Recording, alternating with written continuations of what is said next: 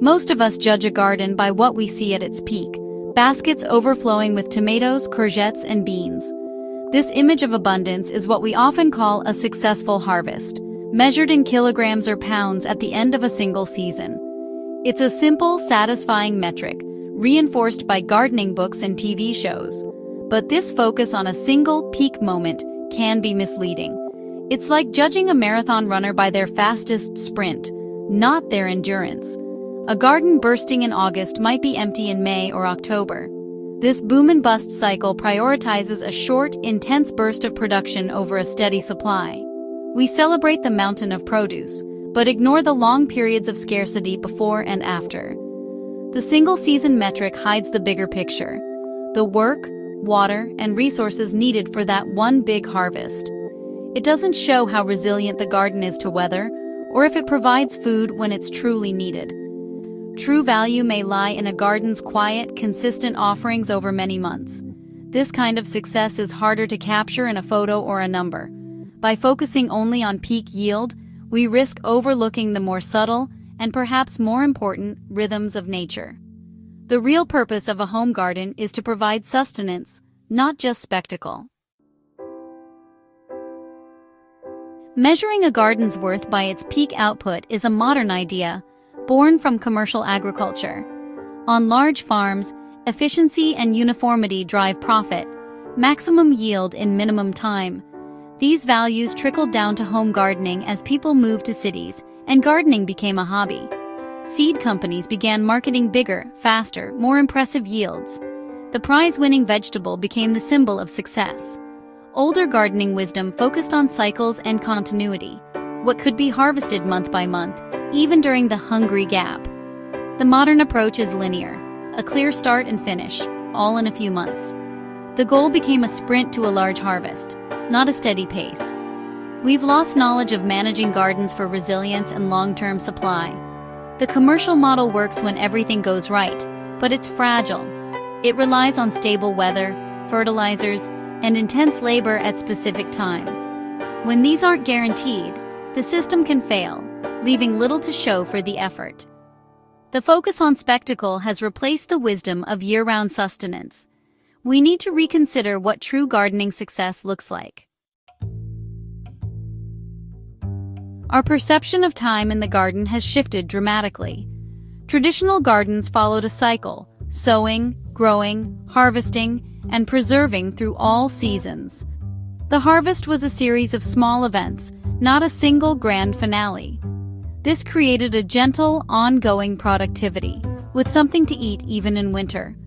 Modern gardens operate like factories: a burst of energy in spring, intense summer growth, then a big harvest, and then nothing. Beds are often left empty until next spring, breaking the cycle. In cyclical systems, soil is rarely bare.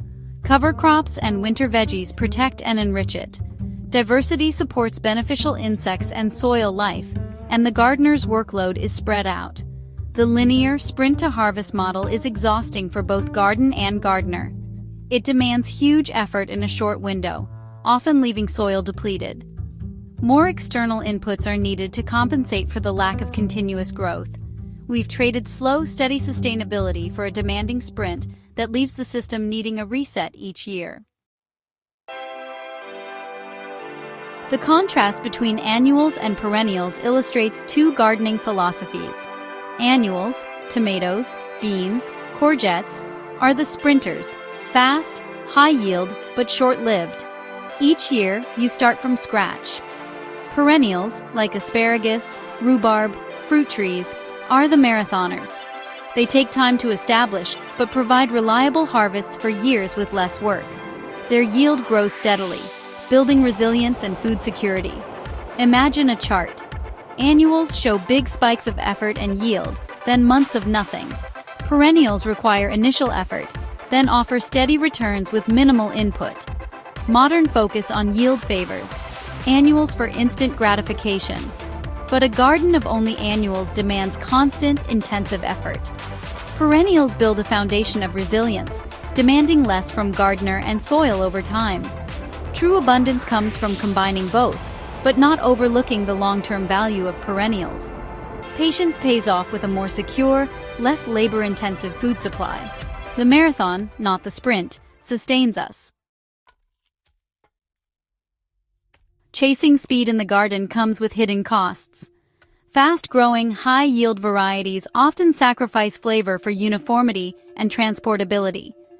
Heirloom varieties may be slower, but offer superior taste and texture. Speed can also mean less nutrition. Quick crops may contain fewer vitamins and minerals. Pushing plants to grow fast often requires more fertilizers, pesticides, and water. Perennials and slower-growing annuals are more self-sufficient, with deep roots and natural resilience. A diverse multi-season garden manages pests and diseases more naturally. The pursuit of speed also erodes genetic diversity. Commercial focus on a few high-yield hybrids means losing thousands of unique, resilient varieties. This makes our food supply more vulnerable to disease and climate change. True value lies in diversity, flavor, and resilience, not just speed.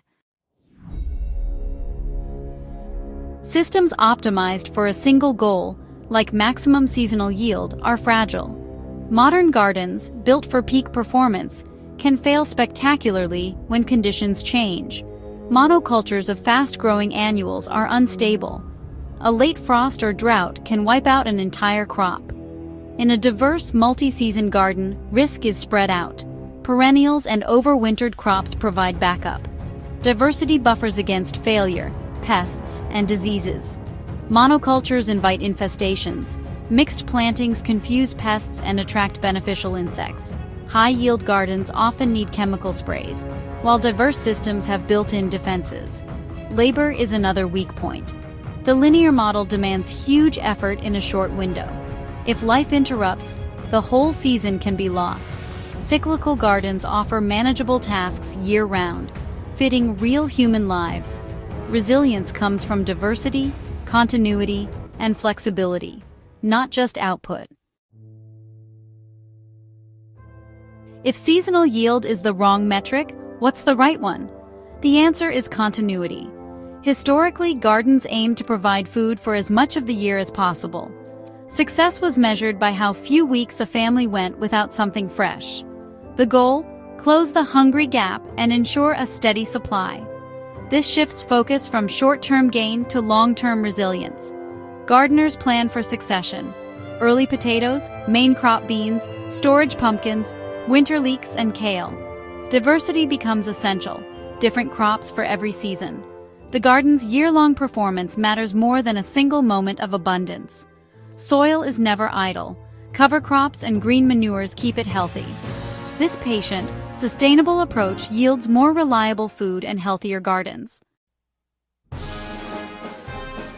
History proves that continuity-based systems are more reliable in tough times. During wartime or crisis, steady food supply is crucial. The Dig for Victory campaign focused on crops that could be harvested over long periods: potatoes, carrots, onions, kale, leeks. Succession sowing and storage crops provided resilience, not spectacle. Gardens designed for a single summer yield can't feed you in January unless you preserve everything. Old methods combined fresh eating with natural storage: leeks and kale in the ground, potatoes and onions in sheds. This approach offered security without relying on energy-intensive preservation. Today, our food system is vulnerable to disruptions. A continuity-focused garden provides a buffer and self-sufficiency. Reliability under pressure is more valuable than fleeting abundance. The wisdom of the past is still relevant for food security today. We can apply this old wisdom to any garden, big or small. Shifting from yield per season to weeks of harvest transforms planning. Choose cut-and-come-again greens or perpetual spinach for ongoing harvests. Perennials like raspberries or rhubarb are long-term investments. Saving seeds from open-pollinated varieties creates a self-sustaining system. Continuity gardening is resourceful and budget-friendly. Missed the spring sowing window? No problem. Many crops can be sown for autumn or overwintering. Map out what you want to eat each month, then choose plants to match. You'll discover new crops and enjoy harvests year-round. The garden becomes a place of opportunity, not just a summer sprint.